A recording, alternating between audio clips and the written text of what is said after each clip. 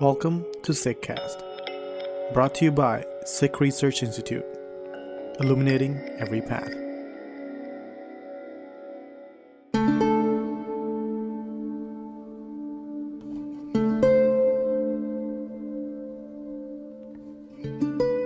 This episode is from a live recording that aired on August 15th of this year.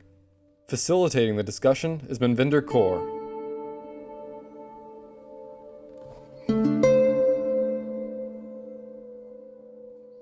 Vaheguru Ji Ka Khalsa, Vaheguru Ji Ki Fateh. Thank you for joining today's webinar hosted by the Sikh Research Institute.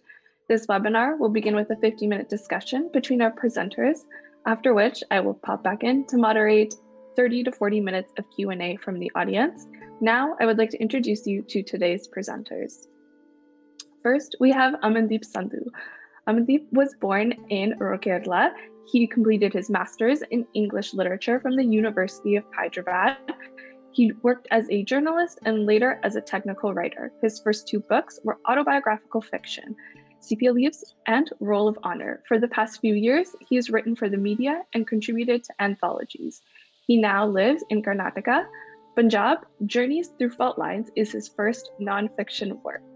He also gave us a great little background on his love of parchi, so maybe he'll throw that into today's conversation as well.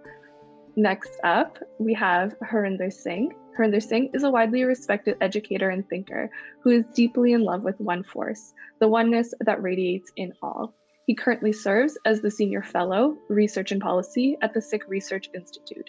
He holds a BSc in Aerospace Engineering, MSc in Engineering Management, and an MPhil in Guru Granth Sahib. And as we recently discovered, he is secretly a millennial who enjoys light, single-origin pour-overs and critically acclaimed Bollywood films. And lastly, we have Tridivesh Singh. He is a New Delhi-based policy analyst. He is associated with the Jindal School of International Affairs, OP Jindal Global University in Sonapat, Haryana. His research interests include the role of Punjab in India-Pakistan ties, the Belt and Road Initiative, and the changing nature of Indian federalism. He authored South Asian Cooperation and the Role of the Punjabis, and co-authored Humanity Amidst Insanity, Hope During and After the Indo-Pak Partition. He also enjoys a piping hot cup of coffee in the hot Indian sun. So please welcome all three of our presenters today.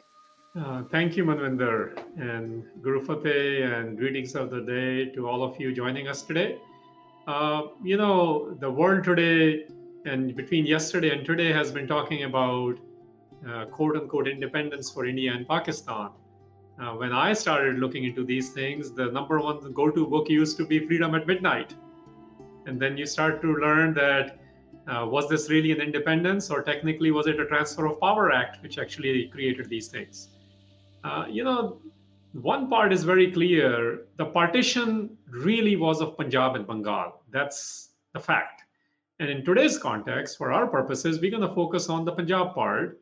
And within there, we also know, which is uncontestable fact, that the Sikh contributions to bring freedom to South Asia are also unquestionable. Yet, the Sikh aspirations and the Punjabi aspirations remain in limbo in last 73 years. So for this discussion, what we are going to presume is not go into the backgrounds of what the Punjab is, what the partition is, who the Sikhs are. We're going to presume we all know this, and we're going to carry along the conversation into what is where the current 80% of the Sikh population lives is the Indian side of Punjab. So a lot of the nuancing and insights will come from that angle. And then the other focus will be that you cannot really separate Punjabi and a Sikh, Punjab or a Sikh, because of the historical nature, the cultural nature, and geographical, physical, electoral. Even when we talk about homeland diaspora angles, they're inseparable. So when we say we're talking about Punjab's aspirations, yes, they might differ a little bit from a Sikh aspiration, but they are inseparable. So we misunderstand both ideas of the Punjabi aspiration as well as Sikh aspiration, specifically in the Indian context now. So also we are not going to be bite-sizing anything. So we will have a longer responses because the idea is to gain insights and idea is to nuance the conversation. And we will focus on 2-3 questions with each participant. One thing I think all of our panelists, and I know Tridivesh and Amandeep, both of them, we have had conversations. I have read their articles, I have read their books. I've enjoyed coffees with them as well in some occasions. One thing we all are very clear on is that cries are upon us, that the great chances of completely breaking down the Punjabi psyche and completely breaking down the Sikh fabric is in front of us. This year is no exception to that. Even in this COVID age and also in this hyper extreme right age and global age, as well as wherever the Sikh communities and the Punjab communities are facing. So I'm going to start with this as I welcome Amandeep and Tridivesh into this, that, this conversation which has become about this Punjab or that Punjab or this Sikh or that Sikhs, we're going to try to go beyond that. We're going to go actually look into whatever that Punjabi, because there is no monolith of any of this. So actually, Tridivesh, let me actually come to you then for a second. I want you to understand the psyche question more, but we'll flip it. Let's actually bring it head on. This is 2020. We are sitting here right now where Sikhs have been part of the electoral process in India. And as I said at the onset, 80% of the Sikhs still live in the Indian side of Punjab right now. And the rest, probably 10% more, live on the rest of India. So if Sikhs were the architects of this federalism, which now the Indian liberals and the Indian progressives are adopted and are talking about openly, that this is what the future of India needs to look like. And Sikhs were the original architects of it. And why can't we do the same in Punjab now? And why can't we go beyond the creating alliances with the two major parties? Or even when we make alliances with those two major parties, how come we are not adding conditions? Because this is where the Sikhs need to be exercising within the Indian confines. So at the outset, Vaheguru Ji Khalsa, Vaheguru Ji Fateh, thank you for giving me this opportunity to share my views. So the first, there are a couple of things. While at times we need to avoid history, but we cannot ignore it. If you look at the 1960s and the 1970s, the first articulation of federalism in India, as you said, was clearly by the Shromani Akali Dal. What has happened since 1996? There are two things which have happened simultaneously. The first thing is, at a political level, you have given unconditional support to one party, which is the BJP. So now, nothing wrong with alliances, but once you start giving unconditional support, there's no such thing as unconditional in politics. There has to be a bit of transactionalism. So that is the first mistake. The second mistake is that even if you look at the ideology of the party itself,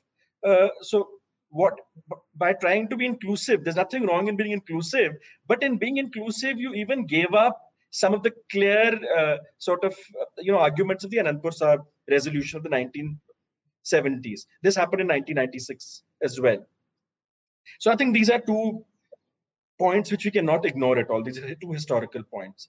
Now, after that, between 1996 and now, you at the level of Sikh activists, you do have people showing solidarity. Sikh groups have obviously been showing solidarity with other minorities in India. And this, it's not only restricted obviously to Punjab, Delhi, Kashmir, everywhere they have been showing, Shaheen Bagh, they showed solidarity. But you don't see that sort of, out of the box thinking or strategic thinking by any of the political parties, not just the Shromani Akali Dal, even the Congress or any of the Punjab-based parties. Now, there are two ways out of this. See, the first thing is we really don't know how the politics is going to shape up, but you have to be prepared in any case. Now, the preparation can only come if you start following, if nothing else, if you start working with the other region, because there are a lot of regional parties, whether from West Bengal or from Kerala, which have been flagging issues of pertaining to federalism and who are worried about the increasing centralization. So whether it's the Akali Dal, whether it's other parties from Punjab, the first step is showing more and more, showing more solidarity. Now we have an example of this apart from the Anandpur Sahib resolution, in the late 1960s, even the then Chief Minister of Punjab, Justice Gurnam Singh, and the of Karunanidhi, who later on allied with both the Congress and the BJP, that shows their pragmatism. But Gurnam Singh and Karunanidhi had quite a rapport, and they were actually going to even have a conclave where you're going to have representatives of various regional parties. So you need this sort of thinking, which has totally gone. You have, on the one hand, you have totally unconditional support to a political party. On the other hand, you have the political outfits not thinking out of the box, not looking left or right, not extending the sort of solidarity they should be showing to other minorities, not just religious, but linguistic. We need to also understand that this you have to ultimately target certain states. So the non-Hindi heartland states should be the first target where you start building alliances. Thank you for sharing that. Actually, let's explore this a little bit further. Before, as you said, that pragmatism exists in other political parties in India, and the Sikhs and Punjabi aspirations ideally need to be articulated well and know what it is, but at the same time, be ready with conditional supports. And we can see historical parallels even in the Guru period when the ideals weren't clear, but whoever had a better value system which aligned with the Guru's value systems, we do see those supports which the Guru Sahib provided to particular princes or particular chiefs or rajas, as we call them at the time as well. But within this context, I think there was a small attempt at it, and I would like your take on it. A couple of years ago, when Nitish Kumar had not changed his party, I think there were conversations happening when he came to Punjab to figure out if a third front can be developed at a pan-India level or within India level, I should say. In this case, with a Hindi belt or a cow belt, as they say in India. But I think the other option which existed, but I don't know if it was explored, was when there was a possibility of Mamata Banerjee creating a non-Hindi third alliance. Any insights on that front? Yeah, so even Mamata Banerjee also set up a unit in Punjab. It wasn't very successful. So ultimately, I think what every political party in Punjab also wants is that either of these regional parties, they should at least have a significant presence in parliament, which means at least double figures plus. I mean, in the case of TMC, that is there, but what the other regional parties also need to realize if they want to make headway in Punjab is, it takes time. You can't just come overnight, you have 2 years to the election and suddenly sort of say that, we want to build alliances and all. I think the best way is that some of the strategists of these political parties, for instance, now you have 4 years to the next election. So if, first, the problem at this point of time is we don't know what is going to be the third front in Punjab. SAD is obviously the BJP as of now. So the alternative is whichever third front, whether it's, you have Dharamveer, Dr. Dharamveer, so many alternatives. Now, which one of them emerges? But they need to start working and they need to also target, 2 or 3 states, whether it's West Bengal, whether it's Kerala. And it's not just a political alliance. There are issues. I mean, there are issues pertaining to GST. There are issues pertaining to the use of natural resources. There are issues pertaining to agriculture. And outside the political spectrum, in 2018, you did have the finance ministers of non-Congress states, actually non-BJP states rather. So you had Manpreet Badal from Punjab and then other, for instance, the FM of Kerala and some other states actually discussing issues pertaining to the GST. Now, some dialogue like that can be a good starting point. And I may also add that one needn't be closed. It doesn't have to be a regional party. I have also noticed that even the Congress, for instance, the Congress from southern states, Congress leaders from southern states and other parts of India, sometimes they act more like regional leaders. Whereas on the other hand, if you look at the case of Punjab, again, if you flip it. So basically, you have Delhi's representative in Punjab rather than Punjab's representative in Delhi. Right.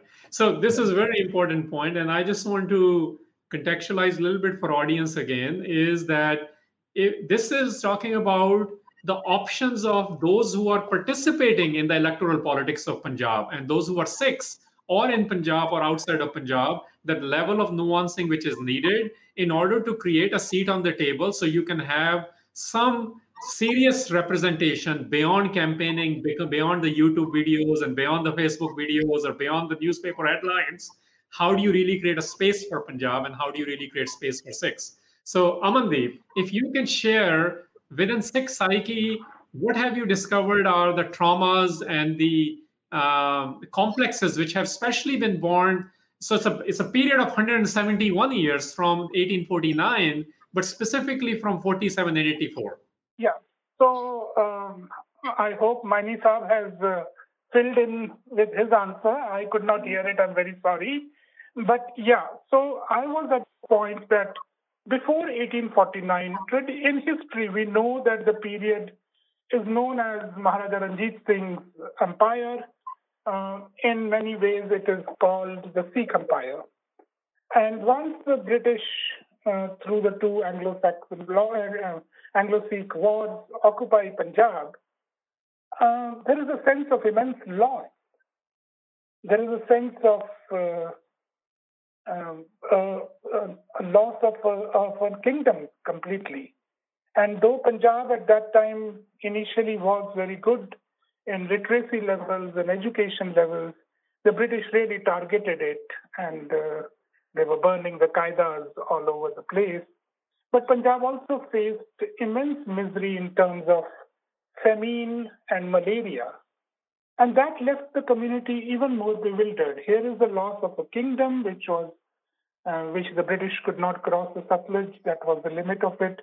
And now suddenly under the British, there is this great natural calamities as well as the loss of power. And when that happens, often when something as big as that is lost from us, we tend to blame somebody or the other. And that starts the blame game in Punjab. We'll cut short from what the British did to develop Punjab's agrarian system, the canal colonies and all those things. But we also need to note that in 1947, for which the Punjabis and especially the Sikhs had contributed massively, when 47 happens, and today is the day on which independence happens, the whole of the country keeps celebrating Independence Day. For 73 years it has done that. And nobody talks about partition. This is a lack of acknowledgement of the trauma that Punjab and Bengal went through. And this is so etched in the memory, and it is revived every year. Every year the nation is full of rainbow colors. It is celebrating, it's high on nationalism, patriotism, and all those kind of things. And here is the community which is seeing that between Bengal and Punjab, 1 million people died. 14 million people were displaced. And it has now come up to us, our generation and somewhat of the previous generation, because whether Manto was writing at that time, there were some writers at that time, but it came up to Bhisham Sani to start writing about partition. And now when we are looking at that generation which went through partition actually, has crossed 70 years of age, 80 years of age, and they are disappearing by natural causes, they're going away, we are trying to create the partition archive. This is lived experience of the people. But in Punjab, what happens through partition is that for a generation or two, everybody goes silent. Mitti pao. They don't want to talk. The trauma was so high. And also, just right with that trauma was the fact that while the Muslims got a state of their own, a country, Hindustan was created, but the Sikh quest, and this quest is not just that happens at the time when Mountbatten asked Baldev Singh whether you want a Sikh region or not. It has been going on for a couple of decades. It is from after Tara Singh's time, this quest for a Sikh homeland has been coming up, but Sikhs were just minority in every single district. So they could never really come up with a concrete plan. And by the time Azad Punjab came up, the idea came up, the Chris Commission came, by that time the war was on and there was a war effort again, the Second World War. So the notion of the Sikhs about a land of their own was lost. That notion was lost. The nation doesn't acknowledge the grief, and it keeps pushing on with this nationalism, which has now in these days become a totally militant Hindutva nationalism. The community feels bereft. See, what one is loss that happens to each of us. The second is when that loss is not acknowledged by the larger world. Then we feel we don't have a story to tell. How do we talk about ourselves? That is the grief at the bottom of this loss. Post-1984, until actually Godhra happens in 2002, and then people see the similarities, for 22 years, people were not even 18 years, people were not even talking about what really happened in 1984. And that leads to a great sense of crumbling for the community, actually. And yet there's a parallel strain in the community, which comes right from Guru's time, the idea of Chardi Kala, the idea of we are not victims, we are going to bring justice to the world. that idea gets really questioned in the community. What to me is great about the attack on Harinder Sahib is that the nation actually broke the social contract between the citizen and the state. A social contract is what comes from the French Revolution. It is Rousseau's idea. But at the core of it lies that there is always an exchange between the citizen and the state. The state guarantees certain freedoms, and the citizen says, okay, if you guarantee us these freedoms, we will belong to you as a state, and then we will pay our taxes, we will do the duties and all that. But religion and faith are also articles of which the state guarantees for the people, especially for the minority communities. And when the Harinder Sahib attack happens in 1984, it is that sense of faith in the national structure which gets ruptured. Of course, people have to go on. The nation is here. The political process is there. All that is there. People keep hurtling from one situation to another, but the loss remains in them. And this is what I encountered in the last 5 years when I was traveling in Punjab. What I sensed was that Punjab has become a landmine of narrative. Everybody says, I am the truth. I know it. But that person could be what you might call a Hindu person, you might call from the left organization, you might be an ordinary Sikh, he might be what is called the radical Sikh, but each one has a view on this is exactly the truth. And a researcher like me who goes looking at what happened here, who was hurt, what went on, we never get a sense of what to believe and what not to believe, whom to trust. And then we start asking ourselves, how do we know what we know? Do we know it from what the narrative I'm getting from the person opposite me? Or do I know it from some sort of intuition which inside me? And that is why I feel Punjab has been churning. Its people have finally now gone to a level where they feel victimized. And very frankly, I've heard from many people that we are just the food-producing colony of the country. So, I can't see you. Yes, let me actually build up on that. You invoke this idea of social contract between citizenry and a state. You also invoked the collective memory of the ruler, a Punjab ruler of Ranjit Singh, and a Sikh descent, actually an initiated Sikh descent on top of it. So this is why these things come in together, and now being reduced to a colony, a food colony. And by the way, I've heard this term as well in the last 15 years, many times actually. Now I'm gonna, Tridivesh, apologize. I'm gonna ask the second follow-up question to Amandeep here, and then I'll come back to you. Connect to that. So Amandeep, what I would like to say is ask you is this, that now we are 73 years into this recolonization after the British, if I may call it that. Yeah. So after the British left, 73 years have gone. 84 was around the median period of this 73 years. And post 84, there has been again from a large section of Punjab, even the ones who were sovereigntist, they also are aspirational in participating in electoral politics by supporting particular party, and which is what I was exploring with Tridivesh Singh in the larger Indian context. What I would like to ask you is this, that a hyper-nationalism is back globally. It is completely visible when we are in a Topa-take-sing spirit. We are still in the no man's land between the barbed wires of Hindustan and Pakistan. And Hindustan is going through ultra-nationalism. Pakistani nationalism is ultra as well. Within there, you have accentuations of Sikh nationalism in the form of Khalistan coming in. And the Punjab part is completely lost. In your opinion, I know aspirationally and ideally we can revive the Punjabiyat, but how do we revive Punjabiyat? What is your recommendation to revive this Punjabiyat, which is intricately connected with Sikh psyche as well? I mentioned that we have brought forth from the Guru's time the idea of Chardi Kala, and that is a strong strain in the community. It is also true that Punjab's imprint in the world is much larger than its small little footprint in the world. we do manage to influence many, many societies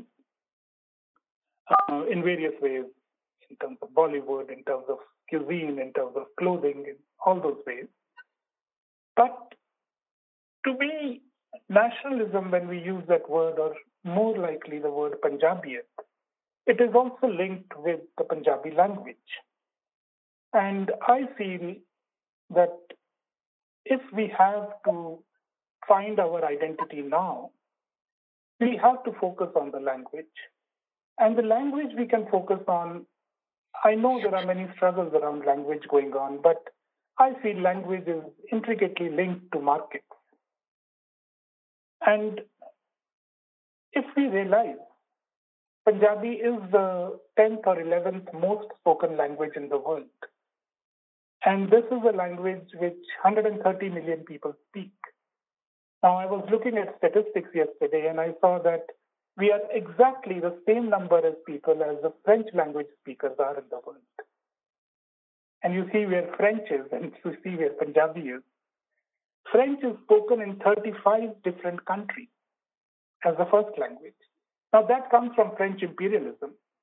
Punjab never conquered territories the way imperialism spread, the way colonialism spread. But the fact is that there are at least 3 Punjabs today.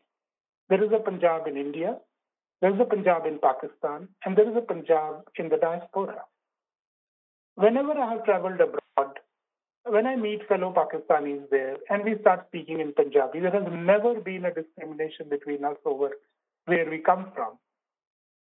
I think that sense of owning up the language through creating a market this big of 130 million people should be our first step towards that.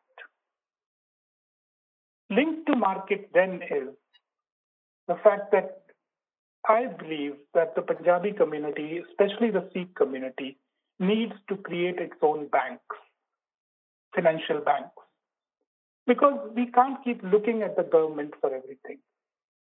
I'll give you a small example. They recently in India, 2 years back, brought in the goods and service tax, in which they made it a national taxation policy. The fact is that just a few weeks back, the finance ministry said that we are unable to reimburse the money to the states. And Punjab has been like, what do we do then?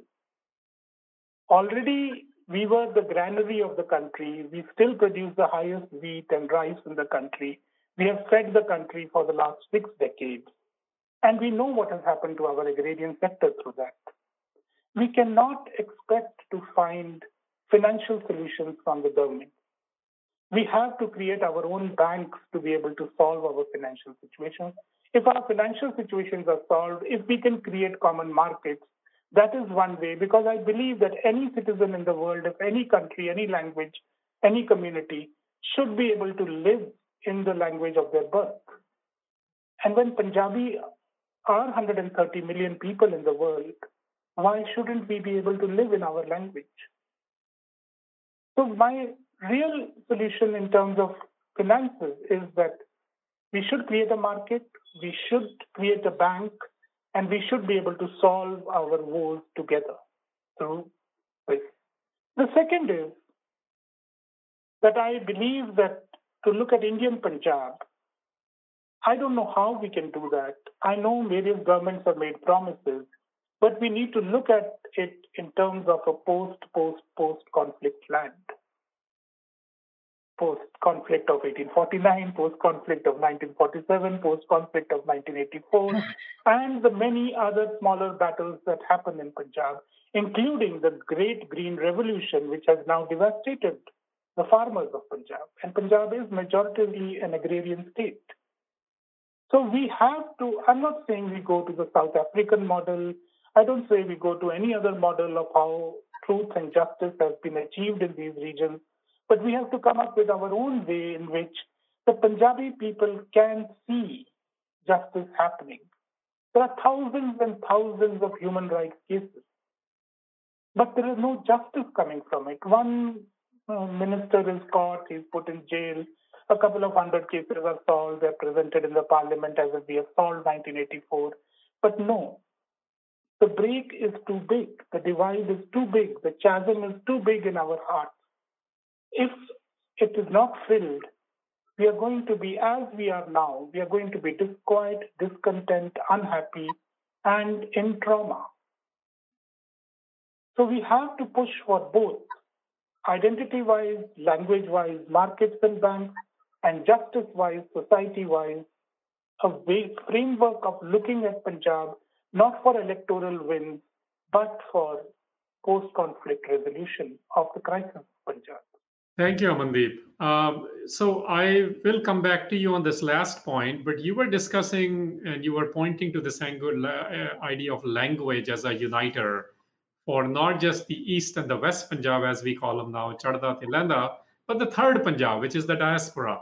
And, three of us are on this call. I think our connection to Punjab partly is through language, but partly we are third Punjabis, partly we are globalists, partly we are not even living. Three of us are speaking from outside of Punjab currently. So I think this third Punjab and 130 million Punjabis, which includes the largest number from the Pakistani side of Punjab, is something to be reimagined again. This as a context, I actually want to bring it to Tridivesh on this point. But before I do and bring in this diaspora connection to it because of the third Punjab, I think it's probably a great reminder for all of us that Punjabi has never received a patronage of any state, including Maharaja Ranjit Singh. Although Gurmukhi Qaidas and Punjabi were taught, the state language was still Farsi or Persian. It was actually Guru Nanak and the genius of the Gurus through Guru Arjan Sahib and Guru Gobind Singh Maharaj and creating this, what we now call Guru Granth Sahib, or I like to call it, it's actually more than a scripture. It's a linguistic knowledge, a cultural knowledge, and it's a charter, it's a manifesto. It actually carries Punjabis with it. Otherwise, Punjabi would have been lost. Who knows where it would have been, because none of the state has ever patronized it. So, Tridivesh, there is a third Punjab. And right. There is a tension between Indian Sikhs, largely speaking, and diaspora Sikhs, somewhat speaking. Again, just like there is no monolith of Sikhs in India or Punjab, there actually is no monolith of Sikhs in diaspora either. There are voices which speak about human rights more. There are voices which speak about investment in Punjab and more. There are voices which also speak about, because of 47, because of 84, what Amandeep was just mentioning about the idea of Raj, which goes back to Guru Nanak's time, and since 80s or 40s has been using the term Khalistan.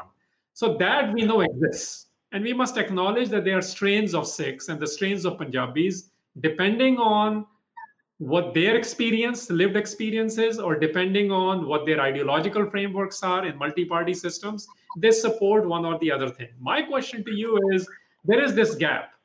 But in this gap, what has come out is, I say the new untouchables have been created. No, achhoot jinu kehte hain na Punjabi ch. We are, we are not just castists now. We have also become, depending on which circle you are sitting in, being a Khalistani could be a cuss word or a great command, whereas being an Indian nationalist could be a cuss word or a great tribute. So this litmus test has created a lot of tension, which is actually not healthy, and it is not even producing any dialogue. How do you feel, somebody who looks into diaspora, and where Punjabi is, by the way, spoken as third or fourth language in UK and Canada, and it's through language, through connections to Punjab, whether it's financial, whether it's through biology or family, whether it is through emotions of what we collective Punjab was, or the Indian side of Punjab is. How do you think this gap can be minimized to go beyond the labels in order to create some understanding between why certain strands do what they do? So the first thing is, the first problem which I find in the relationship between the sort of Indian Sikhs in India and Sikhs overseas is that there is not that much of interaction. So maybe, somebody in the last 10, 15 years, obviously the migration has increased even more. That is a time there's a lot of interaction.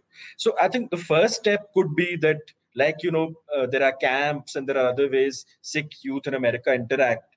Maybe interactions between the Sikh youth overseas and Sikhs in India, Sikh youngsters in India, so that at that stage itself, these misconceptions can be reduced. The second thing is the onus lies on both sides. The stereotyping which happens in India that every Sikh, first of all, I mean, everybody can have the political views. You don't have to agree with it, but to treat any ideology as you were saying, this thing about Khalistani being a cuss word. I think ideological engagement you have to do with everyone. Nobody can be untouchable. So at this point of time, what is happening is you have what I find is that in the diaspora, for instance, the Sikhs in America, they make their own compromises. They do join the Republicans, even though the Republicans may not be very pro-immigrant, or there will be certain things which clash with the Sikh interests. If a Sikh in India makes the same compromise, which he thinks is right for him, it's dubbed as being a sellout. So I think the community as a whole, not just in India or overseas, we need to, there are two things. One, we need to distinguish between negotiation and compromise. And secondly, there's a very thin line between pragmatism and opportunism. So we are very good to justify it, in our own context, but we need to be more accommodating. So if a Sikh in Punjab at a particular point of time is choosing Congress, he's making similar choices. Somebody in the US, suppose he prefers a Republican. So you have to look at it in that. It's not only diaspora or India. So that's what the first thing is. The second thing is we have failed to identify tangible areas where you can cooperate. So as Amandeep ji was very rightly pointing out about 1984, till date, why is it that we are a very prosperous community, and naturally the onus is on the governments in India, state governments and everything to provide compensation on. But the Sikh way is actually finding a solution yourself. If we had worked collectively, we could have easily provided justice to the victims, not just of 1984. What about the innocents killed in the attack on the Harinder Sahib? Even that we have not been able to identify. The Jodhpur detainees, I recently was doing some work. No Sikh organization is really taking care of the Jodhpur detainees. So there were some clear tangibles over the last 36 years, and these are issues which we fight over. Even on that, we have not been able to work together. I mean, 84 should be a binding factor rather than a reason for clashing. But even that has become a sort of bone of contention indirectly. So the only way to resolve that is that you have to at a particular age group, maybe from 18 to 20, when you're young, if you start engaging in a structured manner, I think that will help a lot. At this point of time, it's not happening. Some odd person, they'll meet their own families over here, but they'll go back to the same stereotypes. But you've got to see that there are people with this, whatever way, whatever you want to dub it as, with a very sort of panthic thought, even in India, who have Sikh interests in their heart. And finally, I would just like to conclude this, that you have to find a space between Indian nationalism and Khalistan. There is a panthic space between that as well, which can represent the Sikh aspirations. Yeah, thank you for alluding to this, because what we are seeing is that this space, which I have personally tried to create in my circles, I have participated in some of this when I go to whether it is within Punjab, outside of India, and outside of Punjab in India, in Canada, UK, other places. But you're absolutely right. I just want to say that when you're using Republican example, I fully get it, but not every Sikh still supports Republican. But what you are getting at is we must understand that there is nuancing of these. Currently, there is a UK MP in the middle of this, Preet Kaur Gill. She congratulated Indians on their Independence Day, and she equally holds UK and the Indian governments accountable for the human rights violations. So we must understand the spaces and the representatives, what they are doing, and we must be able to carve out understandings of each position without creating labels for them, because they are governing for their audience as well. They're governing for their constituencies as well. They're governing for the protection of their existence, their very lives in many cases, like what we're dealing with in Afghanistan's case. I know Manvinder has come in, but because of some of the delays, Manvinder, I wanted to ask one more questions to each, but it sounds like there is audience questions. So why don't we take one of those? Then I'll go back to Amandeep and Tridivesh. Definitely. Thank you so much. And thank you so much for this conversation. I would encourage everyone to send in their questions now. We will get to them. If not here, then I'm happy to take them away from this session particularly, a question that's kind of been being chatted about and negotiated with in the chat is on Punjabiyat. So Harinder Singh, I'm going to delegate this question to yourself, and I would love to hear Tridivesh Singh's opinion on this as well. But it is a definition of this term that we've been using, Punjabiyat. What should we be understanding it as? And it was nuanced by others. And that question was from Jagsant Singh in Waterloo, Ontario. But Sanjeet Singh also wanted to ask, Punjabiyat maybe is a characteristic trait for Sikhs, but do the panelists believe the same is true for the Hindus living in India or Muslims living in Pakistan? So this collectivity, and then what incentive do Hindus and Muslims, would they have living in a unified Punjab if we presume that we have a common Punjabi heritage? Yeah, I can actually give you a couple of angles to think about it. And this is part of the conversation that we need to reimagine the Punjabiyat, because we have been marred by the trauma of 47, and not just the trauma, the savagery by the Hindus, by the Muslims, by the Sikhs and others in the way we dealt with each other. You know, there is a old Punjabi folk song which I'm remembering where the line says, "Bacha kuch to hamsaya jati ne loota." He says, if whatever was left after what the British did and after what the Indian and the Pakistani rulers decided, we went crazy and we looted each other. So we have to reimagine Punjabiyat. Punjabiyat, one connection is the land. The very definition comes from the land. This is a region, the undivided Punjab, as we have to call it now, which has been divided, which has its own challenges, and I'll come to that in a second. But the first is the land, people who live in this region. Second is the language, which Amandeep talked about, and language, which I was trying to say how it has been carried by all communities of Punjab. Yes, in the Indian side of Punjab, we have had struggles during the Punjabi Suba movement where a large section of Hindu community did not identify with it. But I want you guys to know that there is a movement happening on the Pakistan side of Punjab. Every year when I go there, I try to have these conversations where they can't find, the state does not support Punjabi. Now there is a conversation about carving out a South Punjab, sort of like what happened in Haryana and Himachal in 66. So those are happening because of the Indian nationalism or Pakistani nationalism, largely identified as Hindus and the Muslims. So Sikhs have a role to play, and the Muslims and the Hindus of the Punjab have a role to play to re-identify with the language, which is not inclusive to Sikhs. And third and the last thing really is this, what I'm going to call it, the contribution of the Punjab civilization. You see, when our focus becomes only on the negativity, you stop identifying with the space. If 130 million Punjabis do not identify with Punjab, where it matters, when somebody asks them who are they able to say beyond their 20th century nationalistic identities, can we say we are Punjabis? Can I say I'm a Punjabi Sikh? I am of Punjabi descent. When we do not identify with Punjab, we are actually getting rid of what used to be the cultural civilization. We have forgotten what Punjab was. The Buddhist element of Punjab, the Vedic element of Punjab, the Sikh contributions in Punjab, the Islamic Sufi school, which converged with the Sikh, as Professor Pooran Singh called it. There was a unique Sufi school developed in Punjab.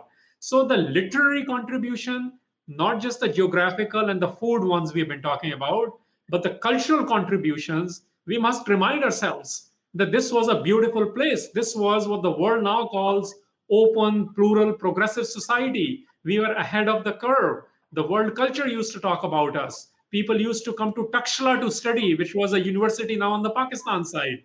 So if we do not identify the larger cultural heritage, we must create some systems to go and understand how we can identify with it. Those are my three quick elements which I'm offering.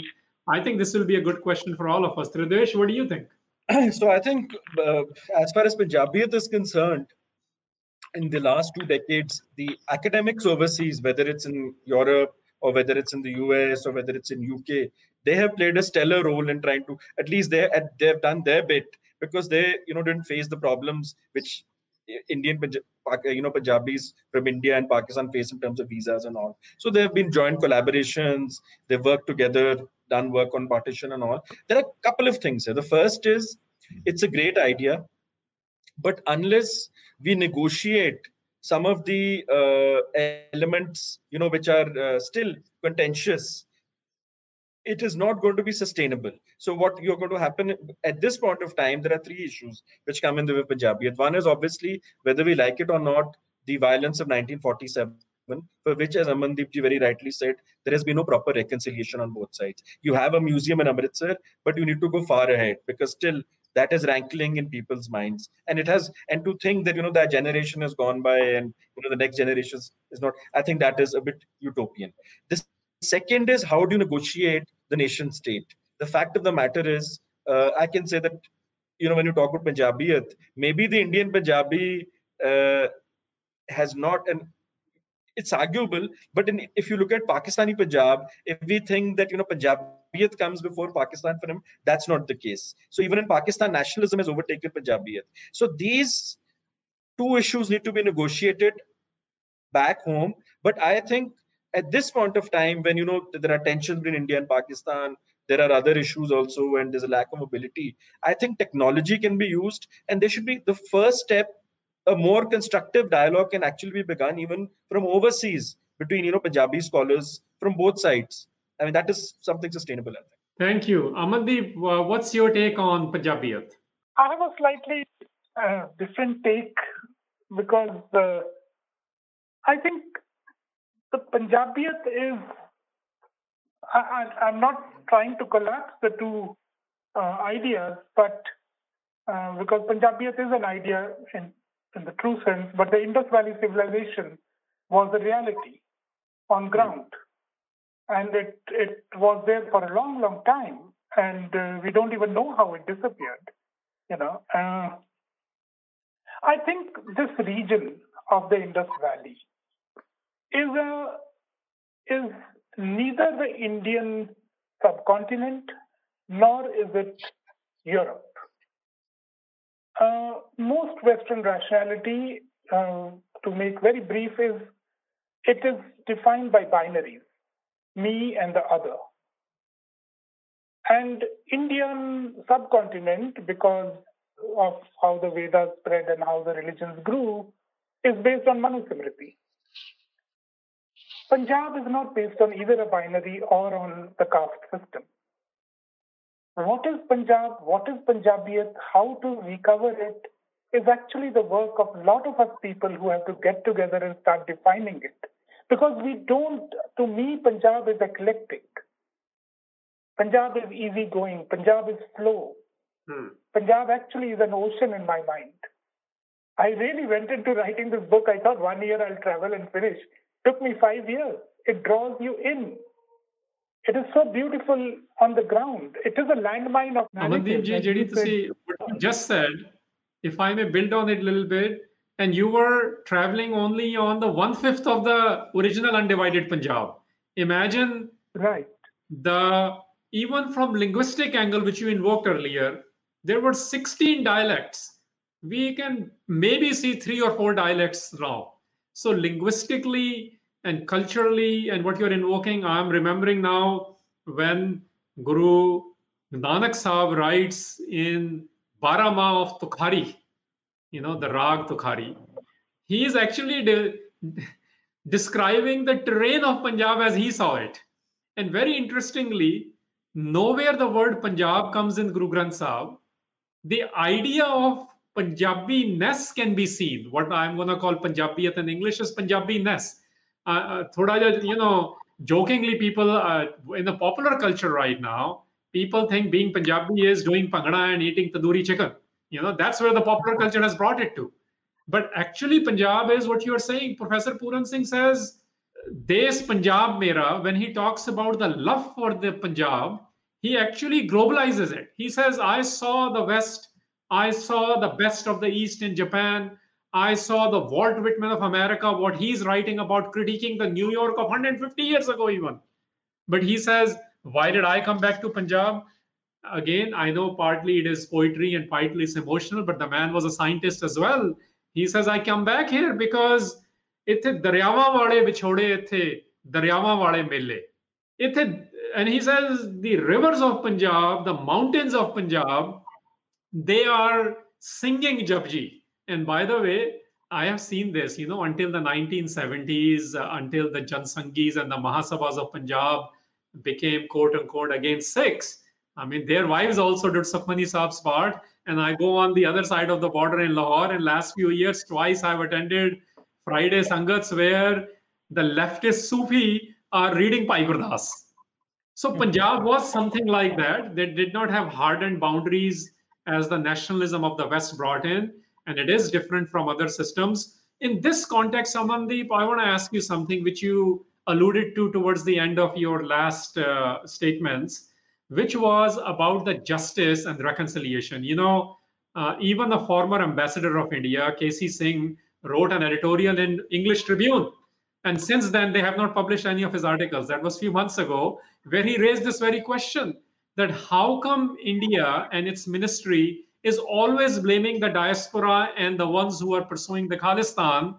What have they done for reconciliation? So this reconciliation, one thing comes from a state angle, another thing comes from the people angle. So people of Punjab, including the former ministers who have served as judges, sorry, not ministers, the judges, they set up People's Commission. There was CCDP set up, Coordination Committee for the Disappearance in Punjab. When the hotels would not give them a place to hold an open tribunal, I'll call it, then the Gurdwara did it. I was there in those days and I saw the reports and how the Hindus and the Sikhs and the people who are served in the Indian courts tried to do this. So the world model is you do tribunals, you do peace commissions, you create reconciliation commissions, but nothing has been done from the state to create this reconciliation. Sikhs and people of Punjab did make certain efforts in this reality. What do you propose needs to be done to create reconciliation with what has happened, at least within the Sikh community? And because largely the Sikh community was the target, but more widely between the Punjab community. Yeah, so as I was saying about the Indus Valley civilization, and I'm so glad you brought up the justice question again, I think the task on us Punjabis is a lot. We have a lot of tasks in front of us.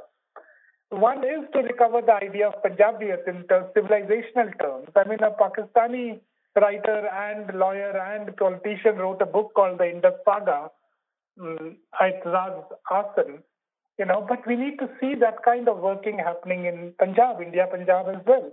And at the same time, we have to come up with our own unique way of truth and reconciliation in the people of Punjab.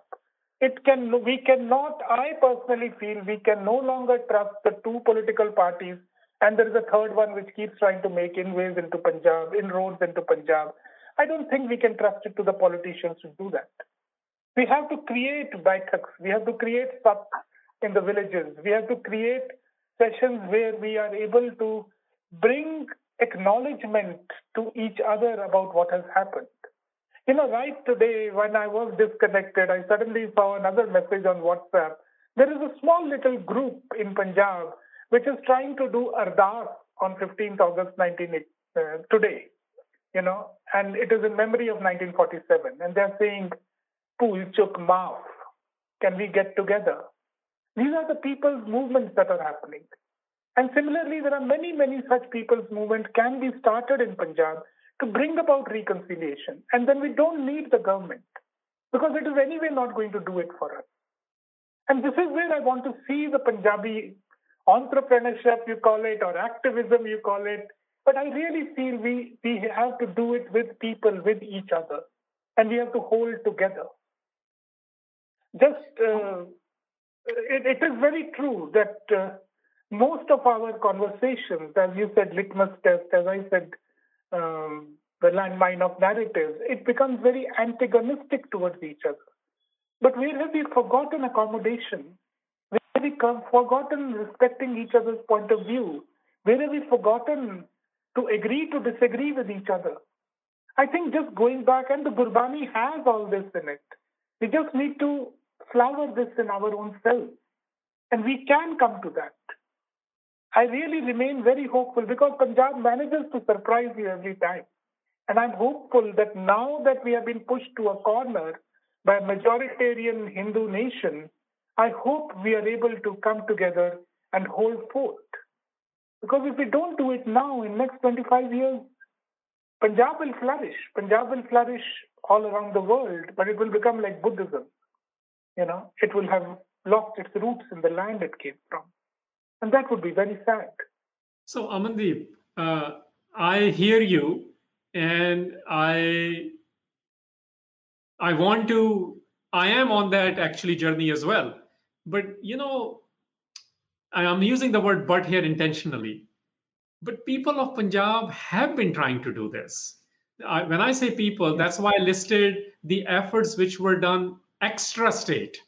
And they included the Hindus of Punjab on the Indian side, on the reconciliation elements of 84 onwards. This is where I think more imagining is needed. I agree, but there have been documentation projects.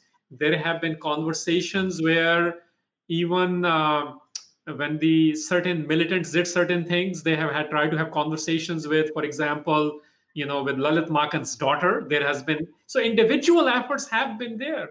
Individual efforts to document, individual effort to hold their own accountabilities, their own coordinations to get these things done.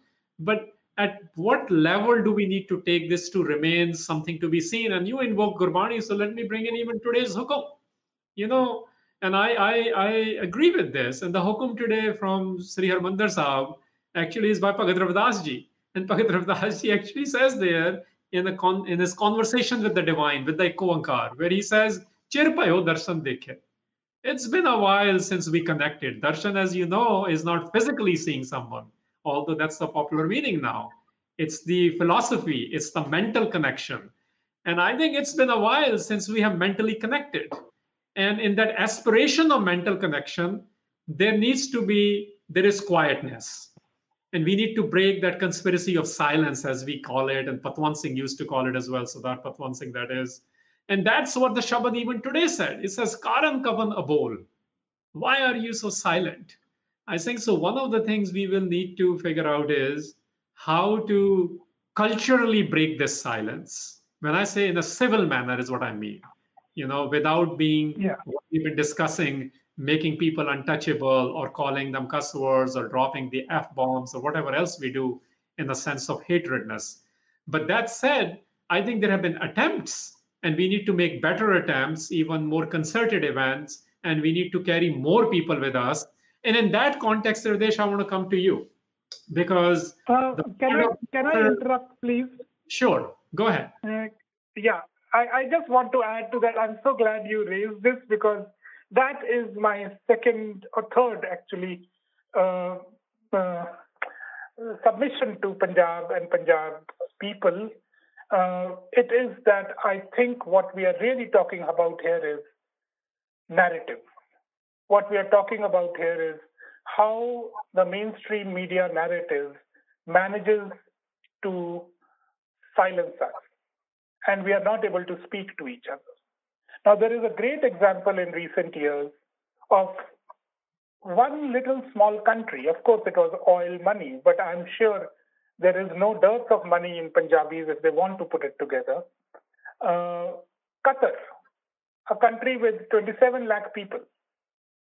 And only 20% people in Qatar are actually from Qatar. 80% are diaspora from other countries like India also. They started a small channel called Al Jazeera. And within a few years, Al Jazeera could give competition to BBC and to Voice of America. Why can't the Punjabi community create a news channel of its own? I see a lot of YouTube news channels today. I see a couple of newspapers as well. But none of them, all I ask them to do is come together and make one channel and structure your dialogue and how you want to open it and how you want to talk about it, how you want to bring up your issues. And you can actually, using media, creating a media house of your own, you can actually tackle this problem of non-representation of the ground realities of Punjab in the discourses that go about Punjab. Sitting outside Punjab, and I can very easily empathize with people in the diaspora. I know that when the first incidents of sacrilege happened in 2015, and after that, more than 200 incidents of sacrilege have happened, I know how the community was fuming all over the world. But when I went into Punjab to look at it, I was actually in Kotpura on that day. I saw, what are people doing here? And there was a vast difference between how the narrative was building up and what was going on the ground. And I think this ground reality of Punjab needs to be projected outwards so that we don't make our own ideas about what is going on, but we amplify our voice and we set our narrative on our terms.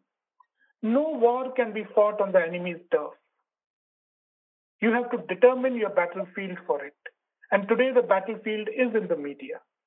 And that is where we need to go ahead as a media house, bringing in representation of all voices, but also placing our main voice there. That is what I think we should do.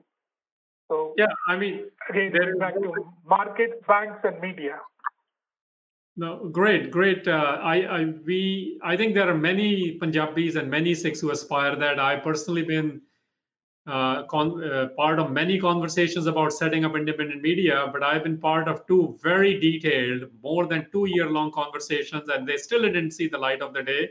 I see there is some work cut out there, from financing and, more importantly, to serious articulation of the editorial policies and how to actually make it happen. But Amandeep, absolutely, this is a great point, and that's one of the battle of narratives has always been there. Today when Sikhs are talking about what Guru Gobind Singh said, they are countering the narrative of Aurangzeb at the time or the Hindu Hill Rajas of the time. So the question, even in the absence of media, is the community, the Sikh community specifically here, how they voice their narrative is very, very important. Tridivesh, in this imagining the Punjabiyat and imagining what is possible through media, your world operates on not just imagination, but the intersection of the reality today. It's sort of like what we try to do at Sikh Research Institute. We're trying to create a bridge between the community and the academia, where sometimes you have to do what is needed on the ground versus what ifs. But you are in the what ifs world, and you are also in the pragmatist world of what is ahead of us. Currently, within last couple of years, actually within last year, you have had, and you've written about this, you've been observing about this, the idea of Kartarpur corridor has been in the world news for the first time in a positive light, let's call it, that we can be the harbinger of the peace in the area which is surrounded by India, Pakistan, and China. Imagine that, and Afghanistan. So the geopolitical realities of South Asia, in conjunction with probably, from most accounts, the next global superpower of China, this is where we sit. And Sikhs do not have their state of their own. Sikhs do not have seat on the states or the provinces where they might have some electoral representatives. Sikhs have not thought about how to create their voice either through media or through narrative.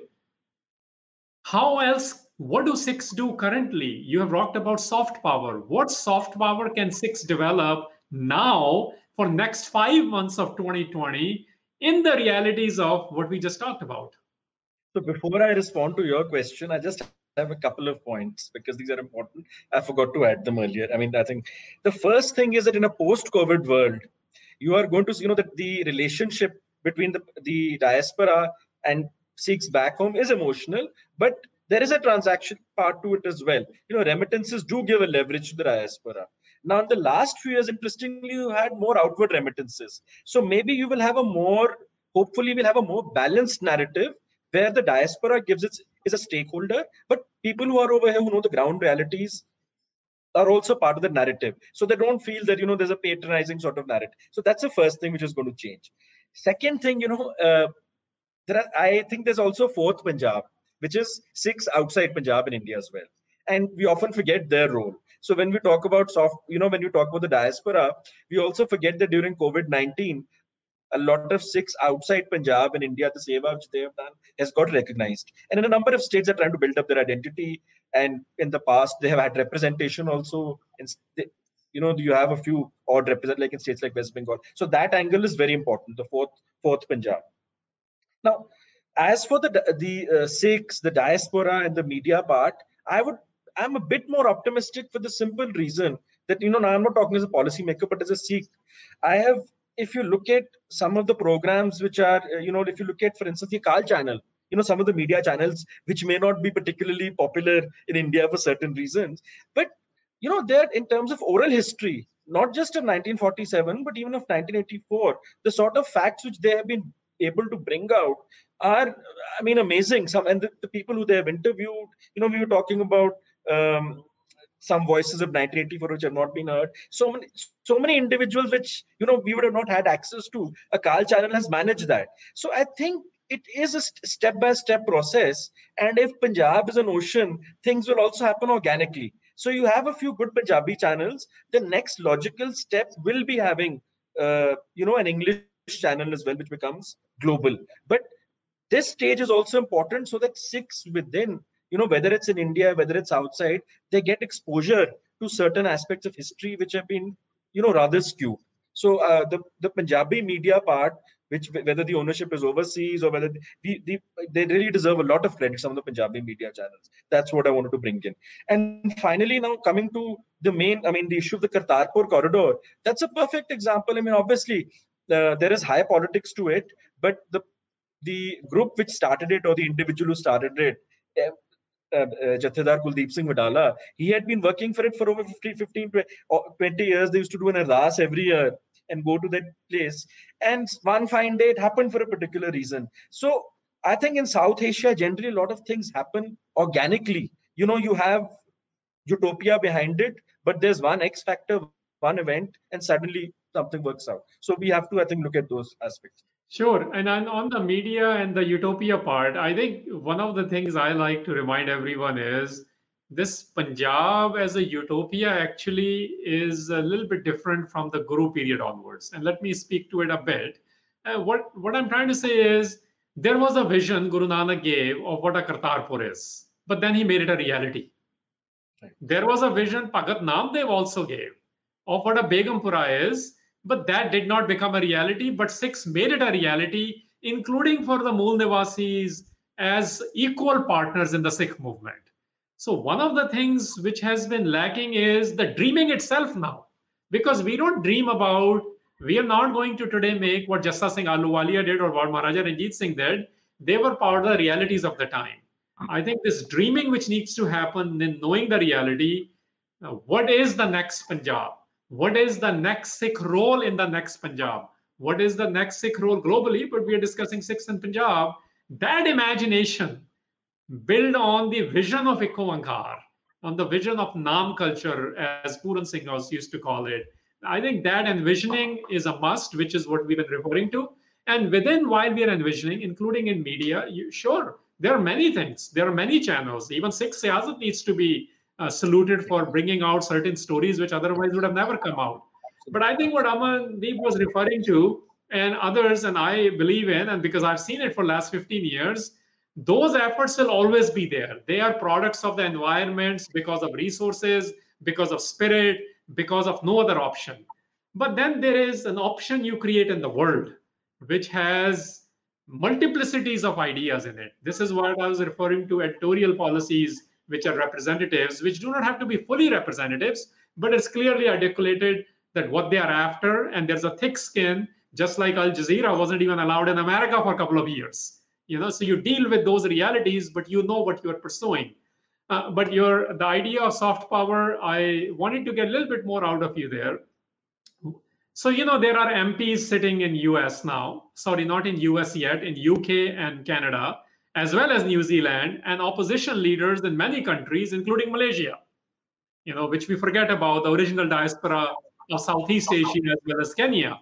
So as people are also becoming part of electoral politics, one of the things I have been saying to the counterparts in UK, the politicians in UK, New Zealand, as well as in Canada, when they meet their Indian counterparts, when they meet their Punjabi counterparts, they need to bring one or two issues to the table, which they don't seem to be doing right now. And those issues need to be where everyone agrees on, whether it is the river waters issues or human rights issues. So at least the collaboration and the conversation can happen on things which otherwise every Punjabi or every Sikh house is affected by. You know, Right. Education is part of that, economy is part of it. We heard about market today, part of it, the language being part of it. And that's another way to bring the soft power out. I wanted to take a pause here and call on Manvinder. If there are questions, let's take those from the audience before we head towards conclusion. Definitely. Thank you. Thank you so much. There are many questions from the audience. I'm happy to relegate the first one to Amandeep Singh. Ashvir Pal asks, I'd like to hear about the ways in which different caste communities in the diaspora define the different narratives of what is urgent for the Sikhs and the Punjab. It's from my own experience where I came across many Sikhs in the USA who I grew up with who parrot agricultural lives as the epitome of Sikh life, whereas their families are traders or artisans who have no roots to farming. So I think, yes, this could refer to the diaspora and the homeland. So Amandeep Singh, please, if you could address that question. No, I think Harinder Ji mentioned earlier that Sikhs are not a monolith. And the Jats are actually 28% of the community in Punjab. And yet most of the power is with the Jat community, political power, and because of land, also muscle power. And that's why most of the narratives of the Sikhs that is set is mostly set by the Jats. And I'm not saying I was blind to caste, but I wasn't aware of caste in the way I became aware once I was writing this book, researching for it. And yet there is some distinction to be made here. There is no real way of saying how worse is caste in Punjab, and how is it compared to the rest of the country. The person who is disenfranchised, the person who is poor, the person who does not have money, they feel the horror of their lives very acutely. So I don't think we should compare with how untouchability or how casteism is prevalent in the rest of the subcontinent.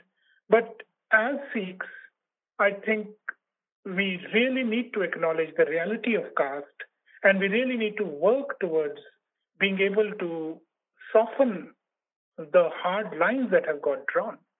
And that is, again, another big task that we have as a community in front of us. Because we can't deny it. We have to acknowledge it.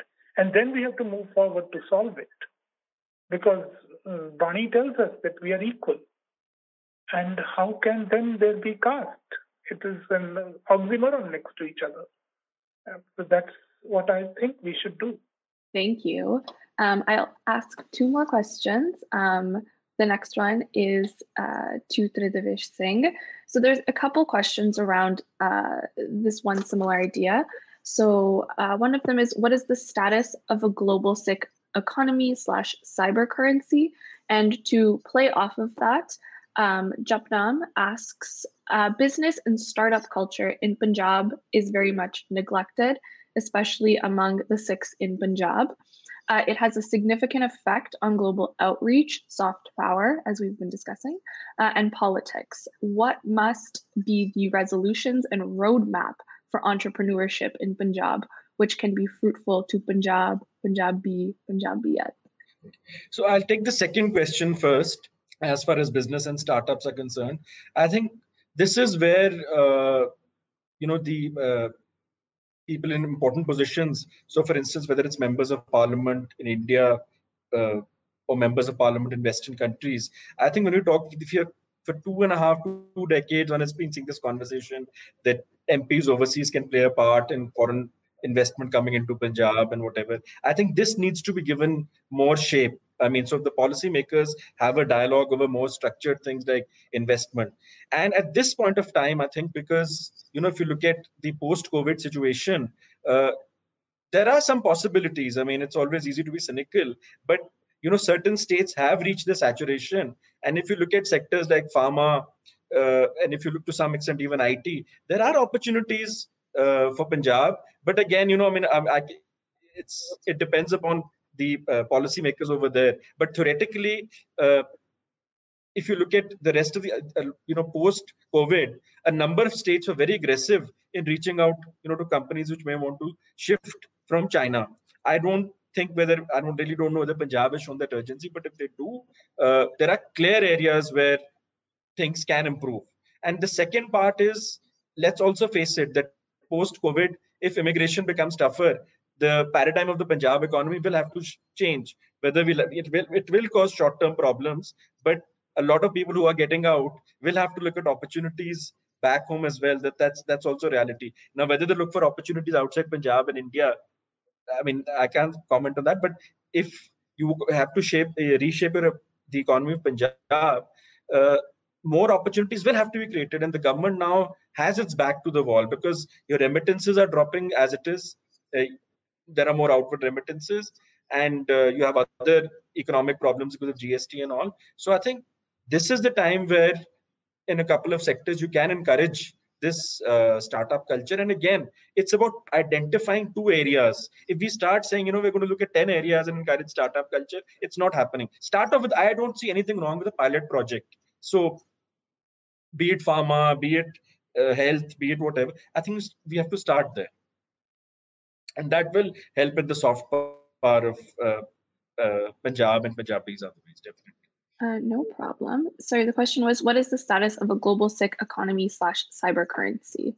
Yeah, so I think Harinder would be in a better position to answer this question. I'm not in a position to answer this question at this point. Harinder or Amandeep? Yeah. Yeah, so I'll throw it back to Harinder Singh, both for the question and for any closing remarks that he'd like to delegate to everyone. Sure. So on the economy, look, I'm only aware of one work where they actually try to understand the state of philanthropy of diaspora towards Punjab. There really isn't any work which can even do conformal mapping of what that global Sikh economy looks like. But we have anecdotes. We have successful businessmen and women in some cases. We have certain entrepreneurs which are related to business community. We have certain what I call power index raters, which means their relationships with people in Punjab or in India. Those exist, but the actual sort of numbers related to that in terms of dollar or rupee values, we are not aware of that. And I think that work needs to be done, people who are into understanding economies and economists as well. I do want to comment, and then we'll close this off. Today is, as they say, 15 August, and 15 August of 2020. One of the clarities which can be developed in this 2020, which I feel we need to develop for the both Punjab and Sikhs, is we must understand from a Sikh perspective where to develop the ideas also. And I'm a big proponent of that, so I'm going to start there, which for us comes from Guru Granth Sahib. Guru Granth Sahib remains our charter. And this idea of nationalism in Guru Granth Sahib is very different. The practice of it was very different as well. Guru Nanak covered the geopolitics from Saudi Arabia to Sri Lanka. And by the way, both of those countries have had enough of human rights violations, and one even has an inquiry in last 10 years of the way they defeated their countrymen by how the president and his brother came up with the conspiracies to defeat, and there's a UN inquiry on that. And the other one, even the US power has been working with to hide some of their things in Saudi Arabia, that is. My point is, Guru Nanak was very aware of that. And in his awareness, he started the idea of Kartarpur. And the idea continued till Guru Gobind Singh, which was at Anandpur. And it went via Amritsar, right in the middle of it through Guru Arjan. And it had detours even through Bihar. Why am I invoking all this? The ideas remain the same. The reality of 2020 will be changing, whether you do something about it or not. There are people, there are natural forces which will change it, and there are human forces, what we now call, the economics and the politics, which will shape it. We have a role to play. We have always played a role. We have always played a role even after Kalukaras. Within few months, we had a major role to play. I think this is where the strength for Sikhs and our relationship with Punjab needs to be rediscovered through the value system of Guru Granth Sahib, where this principle of Eko needs to be rediscovered and reinterpreted for the geopolitical realities of today. Our own mindfulness need to be brought in from that angle, and whatever alliances we build, whatever linguistic ideas we bring about, whatever market economies we are discussing, whatever soft power we want to build, whatever entrepreneur abilities we want to import to India in order to make the not just the psyche but also the economic condition better, and the Sikh politics, whether it involves Akal Takht Jathedars or the DGNC and DSGMCs of the world, they all need to start from re-envisioning and imagining. And in that imagination, we make pragmatic choices, which is how I see Sikhs who are serious about this need to get going with. They need to dream big and then see what part of the dream can be achieved with which alliance. Thank you, Harinder Singh. Yeah, I would encourage everyone now, we can go around and I would love to hear everyone's any closing remarks they would have before we wrap today's webinar up. Amandeep Singh, if we could start with you. Thank you so much, Manvinder. There's only one more thing I want to add, and this is my huge issue with Punjab as well. And the blame here goes to my gender. I've written 3 books. I will write more. And I know that I'm up against a wall and I keep breaking my head with it. I really, really urge Punjabi women to come out more, talk, share their thoughts, articulate themselves, because I personally do not want to see a narrative of Punjab which is only male. And overwhelmingly, that is what it becomes. It tends to become. I think going forward, it is my real request to the women of Punjab, everywhere in the world, to speak, to talk, to tell their stories. I want to listen to them. That's all. Thank you. And thank you very much to Sikri. I just got a message saying that my optical fiber was cut, so I lost the connection. I'm very sorry to all the audience. Not a problem. We definitely understand. Thank you so much for joining us through dial-in. We really appreciate you having a voice in this conversation. Tridivesh Singh, if you'd like to add any closing remarks. Yeah. So the first thing is, just that, there is going to be no perfect situation. First of all, we need to be in a position where, whether it's in India or whether it's overseas or wherever, once, you become more influential, then you can work towards creating that sort of situation which you're looking at. So you've got to navigate a lot of problems. If you're going to wait that this particular situation will arise and then we'll respond to it, that is not happening. That's the first thing. Second thing is, in terms of, I would like to re-emphasize that in terms of the greater dialogue between youngsters of the diaspora and youngsters in India, because what is also happening is there's another divide which is emerging between, within the diaspora, people who have migrated recently from India and people who have been there for very long. So we need to really look at, if the Sikh community needs to do something constructive, this gap between Sikhs in India and the diaspora really needs to be broken down, and through concerted efforts it can be. I think that's a first step towards solutions for a lot of areas: economic, social, and even religious. That's all I'd like to say. Thank you. And lastly, Harinder Singh, if there's anything you'd like to add. Sure. The first people's perspective written from a Sikh perspective, or from a Sikh angle on the Punjab, was done by Ratan Singh Pangu. And I was just recalling him, and he has an incident where he says, Guru Gobind Singh Sahib Maharaj is asking the Sikhs, what would you like? And the Sikhs say Punjab mango, and he says Uttar mango, Dakhan mango. Ask for the other areas, and he says no, hum Punjab mango. The reason I was recalling this right now is Sikhs and Punjab are inseparable. And I think anytime we like to divorce those, it creates, a lot of problems. There is a special subset of Sikhs and Punjab. It will always remain there. It always was, and it will always be invoked, even in the current Indian confine, because this is what mostly we were discussing. It has become very clear now with the statements of Chief Minister of Madhya Pradesh and daughter of the chair of the Indian National Party, Priyanka, that they speak what Sikhs have been saying since 84 specifically, that Indian National Congress and BJP are exactly same. They both play to the cards of Hindu nationalism. It has become blatantly clear in last two weeks. So I think Sikhs do foresee certain things. Sikhs do live in their psyche with the value system of Guru Granth Sahib. And I completely agree with both Amandeep and Tridivesh that we need to become better at articulating it, better at dreaming it, and better at making things happen by representation and inclusion of the not just the gender, which I completely agree with, but also acknowledging the caste dynamics and making sure we are carrying all castes in our caravan, just like the Gurus did. Thank you. Yes, thank you for this conversation. I think as both a woman and a member of the diaspora, I think it gave me a lot to reflect on and a lot to think about. And it definitely, encouraged me to continue on in my endeavors of studying Sikh and Punjabi history. I would like to thank everyone for this in-depth and insightful conversation. The chat and the question and answer were quite lively, and I think this engagement from the audience speaks for itself.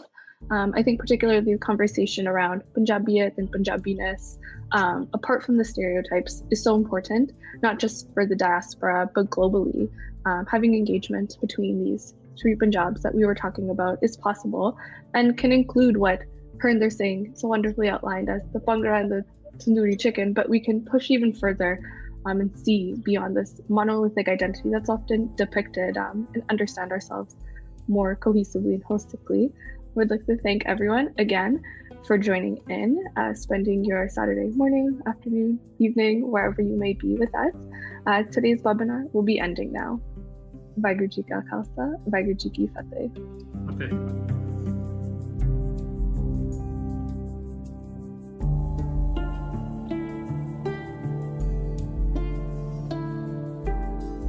Thank you for listening to this webinar. You can look at upcoming webinars on our website at sikhri.org, and while you're there, please consider becoming a donor. It's with the help from our audiences that the team at Sikhri is able to continue exploring Sikh knowledge and illuminating the voices in the community. Or consider becoming a supporter of the Sikhcast by clicking on support on our anchor.fm page, or you can use the link in this episode's description. However, this podcast is free to all, so if you do like the show, tell some of your friends and family about us. You are listening to Sikhcast by Sikh Research Institute, illuminating every path.